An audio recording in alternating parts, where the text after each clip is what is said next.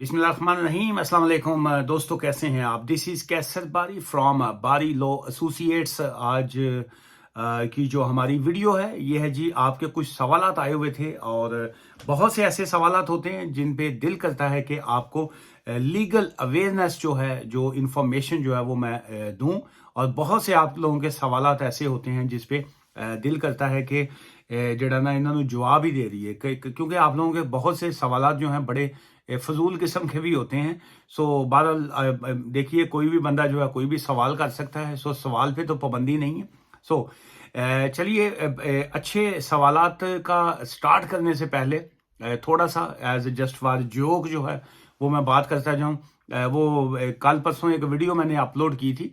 वो था मैरिजेस के हवाले से थी कि बहुत से लोग जो हैं वो यूके में जो है वो अपनी दूसरी बीवी को, तीसरी बीवी को, चौथी बीवी को, अपनी बेगमात को यूके में लाना चाहते हैं। और उस पे मैंने एक वीडियो में कहा कि जी के यूके में जो है वो अलाउ नहीं है। आप यूके में जो है एक टाइम पे कानूनी तौर पे एक बेगम रख सकते हैं।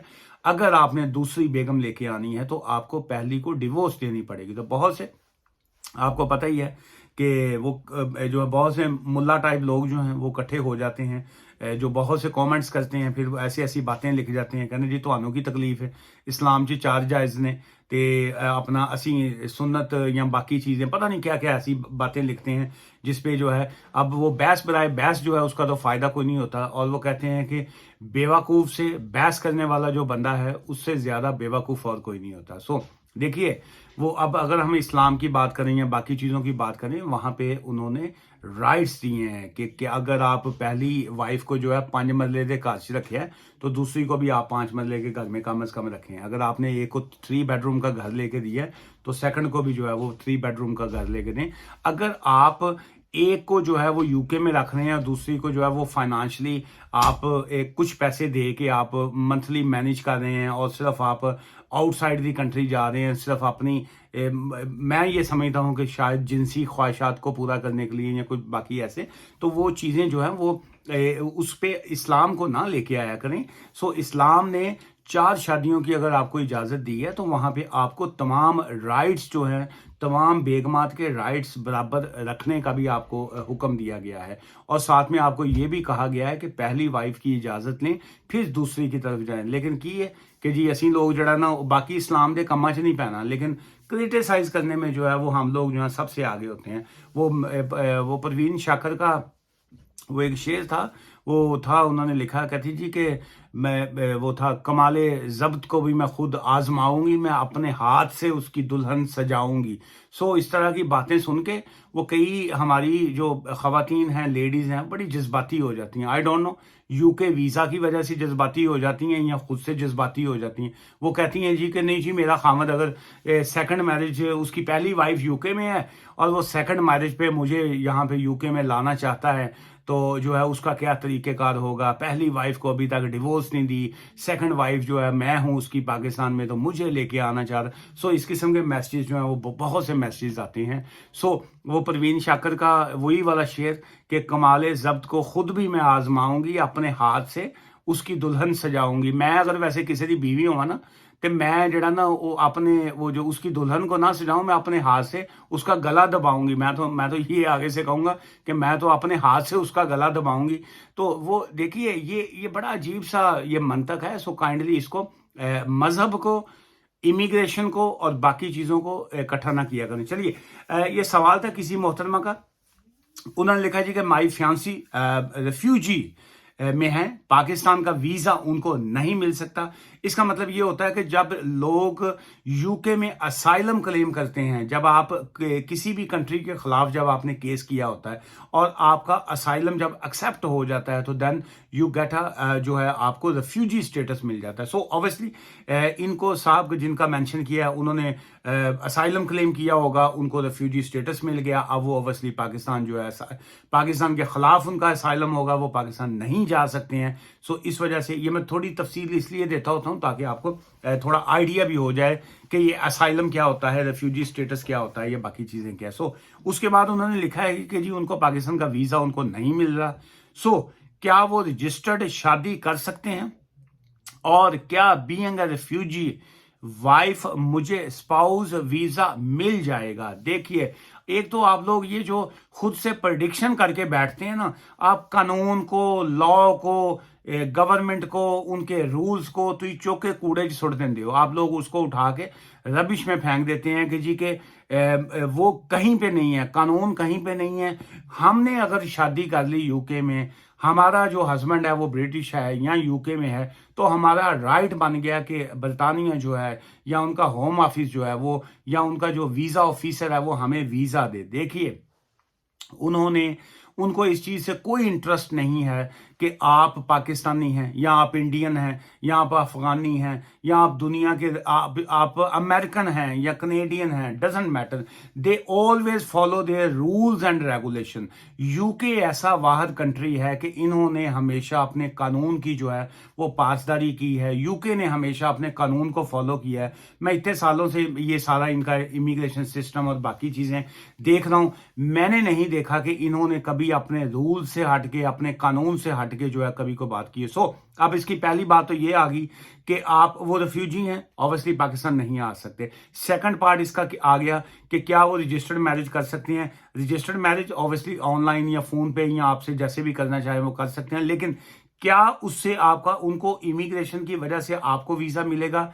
Not at all. उसकी वजह ये है कि अगर वो रिफ्यूजी हैं, अगर आपकी शादी उनके उस क्लेम से पहले की हुई होती, जब उन्होंने असाइलम क्लेम किया था, तो देन जो है वो आपको एज अ जो रीयूनियन होता है, फैमिली रीयूनियन के तौर पे आपको यहां पे बुलवा सकते थे। लेकिन अब चूंकि उनको आप जिस वक्त उन्होंने असाइलम क्लेम किया उस वक्त आप उनकी शादी नहीं थी, उनकी शादी है जी स्टेटस मिलने के बाद या उसके दरमियान में जब उनका केस चल रहा होगा, तो अब उनके पास जो है एक ही कानून है, सिंपल लॉ ये है कि he needs to follow UK immigration rules. Immigration rules क्या है कि उनकी इनकम जो है वो 18,600 होनी चाहिए, 18,600, और he must be exempted या वो exempted हो। So as a refugee it doesn't make any difference कि जी के वो अब रेफ्यूजी हैं तो वो आपको फ्री में यहाँ पे बुलवा सकते हैं। अगर पहले की शादी होती असाइलम क्लेम से पहले, फिर फैमिली रीयूनियन तक का कानून था।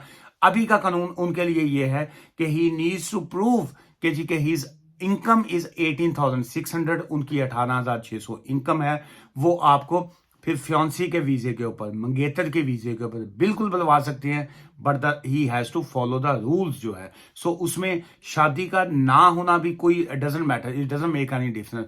बहरहाल उनके लिए कानून ये है कि ही नीड्स टू प्रूव कि जी के 18,600 उनकी इनकम है।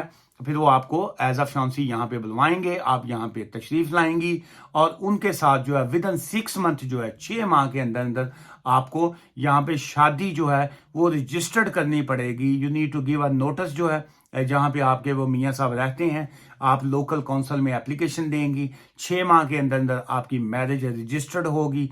After the registration of marriage जो है आपका फियांसे का वीजा जो है वो स्पाउस के वीजा में स्विच कर जाएगा। और इसमें यह है 2 चीजें आएंगी। नंबर 1, जब आप फियांसे का वीजा अप्लाई करेंगी यू हैव टू पे, जो है आपको इमिग्रेशन की फीस जो है वहां से पे करनी पड़ेगी। सेकंड ये है यूके में आने के बाद मैरिज रजिस्टर्ड करेंगी। थर्ड ये है कि उसके बाद मैरिज रजिस्टर्ड होने के बाद आप जब स्पाउस का वीजा अप्लाई करेंगी तो देन यू हैव टू पे IHS charges, immigration health surcharge जो है फिलहाल 624 हैं, 624 पाउंड 1 साल के, वो 2.5 साल के 2.5 ईयर्स के, यू हैव टू पे दैट। 4 अक्टूबर जो है नेक्स्ट मंथ से उसकी फीसें बढ़ने को है। वो अभी उसकी IHS की डिटेल्स नहीं आई, इमिग्रेशन की फीस जो है वो बढ़ गई है, तो वो आपको बदल वो आपको वो फीस के पे करना पड़ेगी, IHS plus immigration. So that's mean कि फियांसे के वीजे में और स्पाउस वीजे में एक डिफरेंस तो ये आ जाता है कि आपको 2 टाइम जो है वो इमिग्रेशन की फीस पे करनी पड़ती है फियांसे के वीजे में, और स्पाउस वीजा में जस्ट 1 टाइम होती है। अच्छा, इसके अलावा जो सबसे इंपॉर्टेंट रूल है इस केस में भी वो ये है कि आपको इंग्लिश का A1 का लैंग्वेज का सर्टिफिकेट भी पास करना है लाजमी। सेकंड, आपने वहां से TB टेस्ट जो है वो भी लाजमी करवाना है। और जो मोस्ट इंपॉर्टेंट पॉइंट, वो चाहे रेफ्यूजी हैं या जो भी उनकी कंडीशन है, उनको उनके पास उनकी इनकम का 18,600 का होना लाजमी है, या उनकी एग्जेम्पशन होनी चाहिए। सेकंड, उनके पास अकोमोडेशन होनी चाहिए और उसमें 1 बेडरूम जो है वो आपके लिए होना चाहिए कि जी कि मेरी बेगम साहबा आएंगी और वो जो है हम मियाँ बीवी जो है उसमें इकट्ठे रहेंगे, दोनों जो है मिलजुल के रहेंगे। और ये मियाँ बीवी और इकट्ठे मिलजुल के रहेंगे, एक कमरे में रहेंगे, बड़ा मज़ेदार सीन लगता है स्टार्टिंग में है। तो उसके बाद जो है जो ही हनीमून पीरियड ख़त्म होता है तो तू किथे थे मैं किथे थे, तेरी ऐसी ते मेरी तैसी हैं, तेरी ऐसी दी तैसी ते तेरी ऐसी दी तैसी। फिर उस तो बाद फिर चल, लेकिन चलिए ऑल दी बेस्ट, अल्लाह आपको खुश रखे जी। और फॉलो कीजिए रूल्स को और रेगुलेशंस को। आज की मैंने वीडियो जो है ये थोड़ी सी अपनी गपशप में, और बाकी जो है ये फियांसे वीज़ा और रिफ्यूजी के बारे में जो है आपको एक्सप्लेन किया जी। बाकी कुछ और सवालात भी हैं, लेकिन कल जो है फ्राइडे है, कल मैं हो सकता है, फाइनल नहीं है लेकिन हो सकता है कि कल मैं जो अराउंड 5 o'clock यूके टाइम जो है मैं लाइव आपकी कॉल्स और आपसे गपशप भी करूं। तो फ्राइडे टुमारो 22 सितंबर जो है हो सकता है लाइव हूं और कॉल्स लूं। इस डिपेंड कि कल जो है कोई बास का फजूल क्लाइंट आ जाता है, कोई ना कोई फजूल क्लाइंट नहीं, कोई ऐसे बंदे आ जाते हैं जो दिमाग ख़राब करने वाले होते हैं, मूड ख़राब करने वाले। अगर कल कोई ना ऐसा टकरे तो कल जो है आपसे इवनिंग टाइम जो है 5 o'clock यूके टाइम गपशप होगी। दुआ में याद रखिएगा। मुझसे मिलना चाहें तो बारी लॉ एसोसिएट्स मैं ब्रेडफर्ड में होता हूं जी। ना मिलना चाहें, आप यूरोप में हैं, आप दुनिया के किसी भी कोने में हैं, आप चांद पे हैं, आप हनीमून में हैं, जहां पे भी हैं, लेकिन मुझसे फोन पे बात कर सकते हैं, लेकिन कंसल्टेशन फीस जो है वो पे करने के बाद। दुआ में याद रखिएगा। Take care, bye for now.